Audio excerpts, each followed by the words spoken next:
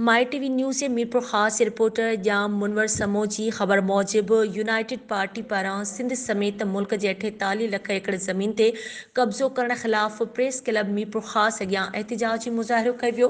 उन मौक़े ते मुज़ाहिरे खे ख़िताब कंदे अॻवाननि मोहम्मद ख़ान मरी, लाला अज़हर पठान, उबैद बंगलानी, शौकत पंवर, सुमेर लग़ारी, वाजिद लग़ारी, अली मुराद शर, यासीन पंवर, लाल बख्श लग़ारी, आबिद कोरी, शेर मोहम्मद सोलंकी, अज़ीम ख़ासखेली, ग़ुलाम हुसैन ब्रोही ऐं ॿियनि चयो त सिंध जी ज़मीनुनि मथां कब्ज़ो कंहिं बि सूरत में क़बूल नाहे।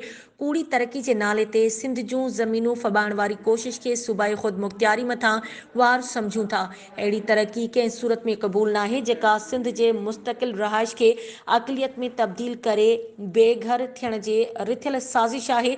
हुननि वधीक चयो त पीपुल्स पार्टी गुज़िरियल 15 सालनि जे हुकूमती दौर में सिंध दुश्मन मनसूबनि जूं NOCs जारी करे सिंध दुश्मन हुजण जो सबूत ॾिनो आहे।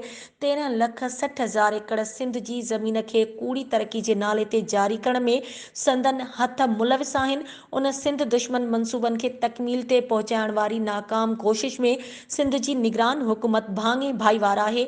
असां निगरान वफ़ाक़ी हुकूमत खे चेताव था ॾियूं त अहिड़ी लीज़ुनि खे तकड़ी बुनियादनि ते रद्द करे सिंध वासियुनि में पखिड़ियल बेचैनी ख़तम कई वञे। अहिड़े मनसूबे खे अगरि ॾाढ जबर जे ज़ोर ते ज़बरदस्ती मुकमल करण जी कोशिश कई वई त सिंध जो अवाम भरपूर मुज़ाहिमत कंदो।